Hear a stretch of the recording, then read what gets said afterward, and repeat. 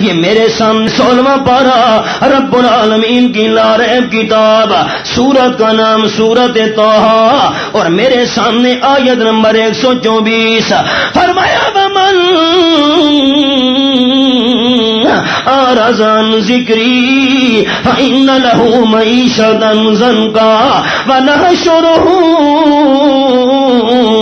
یوم القیامت اعمیٰ۔ قیامت کا جب میدان ہوگا، جس بندے نے قرآن سے منہ موڑا، اللہ کے ذکر قرآن سے منہ موڑا، اللہ کریم فرماتے ہیں میں 2 سزائیں دوں گا قرآن سے منہ موڑنے والے کو۔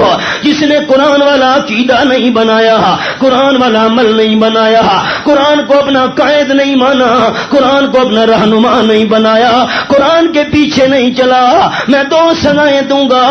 ایک سزا دنیا کے اندر دوں گا، دوسری قیامت کے میدان میں سزا دوں گا۔ اللہ جس نے قرآن والا عقیدہ نہیں اپنایا، قیامت کے میدان کے اندر کیا سزا دے گا اور دنیا میں اس کے لیے کیا سزا ہے؟ فرمایا پہلی سزا دنیا کے اندر فإن له معیشة ضنکا، قرآن پاک سے منہ موڑنے والے بندے کو میں اللہ دل کے سکون سے محروم کر دوں گا۔ دنیا دارو سنو، مالدارو سنو، اور دنیا کے سرداروں سنو، جاگیرداروں خانوں ملکوں سنو، اگر قرآن سے تعلق نہیں رکھا کبھی بھی اللہ دل کا سکون نہیں آنے دے گا۔ بستر پر لیٹا ہوا ہے، کروٹیں بدل رہا ہے، دل بے چین ہے، دل بے قرار ہے، نیند سے محروم ہے، بے سکونی کا شکار۔ ابھی قاری صاحب تعارف کرا رہے تھے نا ہماری جماعت اشاعت و توحید و سنہ کا، غلطی کیا ہے، قصور ہمارا کیا ہے؟ شیخ القرآن مولانا غلام اللہ خان رحمت اللہ علیہ کی گردن کاٹنے کی کوشش کی گئی پشاور کی سرزمین کے اندر، غلطی کیا تھی؟ حضرت شیخ القرآن مولانا غلام اللہ خان رحمت اللہ علیہ کی جب وفات کے بعد شیخ القرآن مولانا محمد طاہر رحمت اللہ علیہ کو غسل دینے لگے تو ان کے وجود پر کوئی عضو ایسا خالی نہیں تھا جس پر ظالموں کے ظلم کا نشان موجود نہ ہو۔ منہ کالا کر کے گدے پہ سوار کر کے ان کو شہر میں پھرایا گیا۔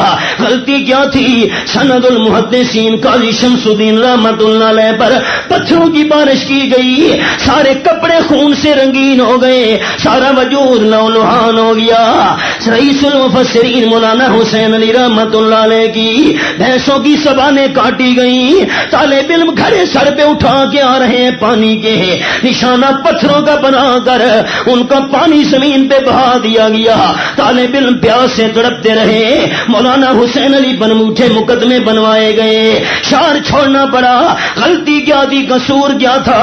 یہی دعوت دے رہے ہیں میری جماعت اشاعت و توحید و سنہ، او لوگوں اگر دل کو سکون ملے گا، اگر دل کو قرار ملے گا تو قرآن کے تعلق کی وجہ سے ملے گا، اور آخرت میں اگر اللہ کی رحمت نصیب ہوگی تو قرآن والے عقیدے کی وجہ سے نصیب ہوگی۔ جس نے قرآن والا عقیدہ نہیں اپنایا، قرآن کو اپنا رہنما نہیں بنایا، قرآن سے تعلق نہیں بنایا، اس کی دنیا بھی برباد ہے، آخرت بھی برباد ہے۔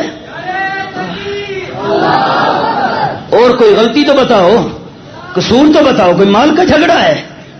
اللہ کریم فرماتے ہیں پہلی سزا دنیا کے اندر میں اللہ دل کا سکون چھین لوں گا، اس کی زندگی تنگ کر دوں گا۔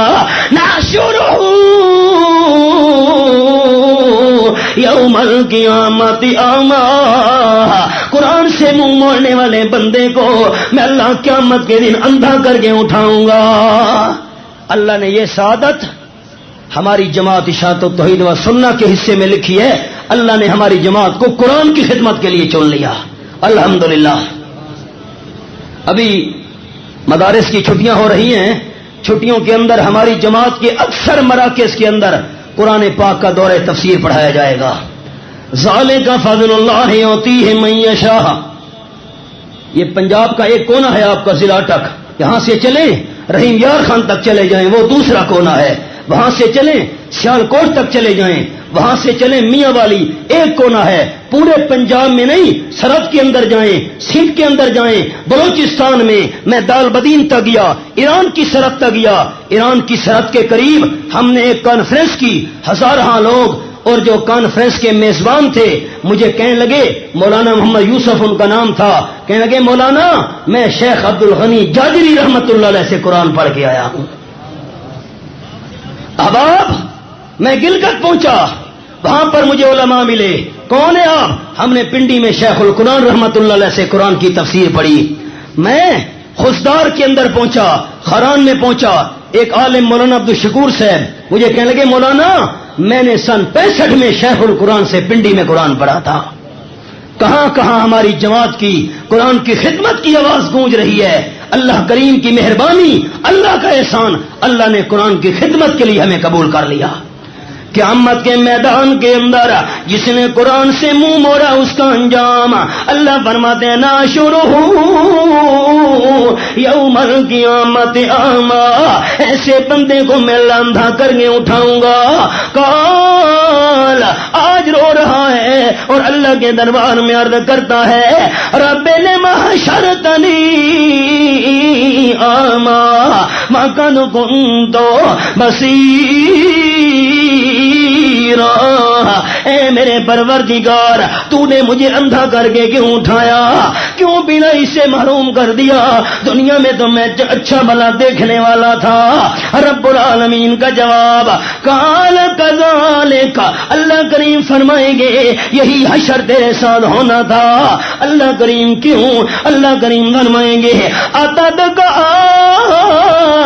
آیاتنا فنسیتہا وَكَذَلِكَ الْيَوْمَ تُنسَى۔ او ظالم، دنیا کے اندر میں اللہ کریم کا قرآن تیرے پاس چل کے آیا تھا، قرآن سنانے والے چل کے آئے تھے، قرآن بیان کرنے والے چل کے آئے تھے، لیکن فَنَسِيتَهَا، اے ترکتہا، تو نے قرآن کو چھوڑ دیا، قرآن بیان کرنے والوں کی طرف توجہ نہ دی، ان کو وہابی کہا، ان کے خلاف فتویٰ بازی کی، ان کے راستے میں کانٹے بچھائے، ان کو پتھروں کا نشانہ بنایا، اور دنیا میں تو نے قرآن سے منہ موڑا، آج میں اللہ کی رحمت نے تجھ سے منہ موڑ لیا۔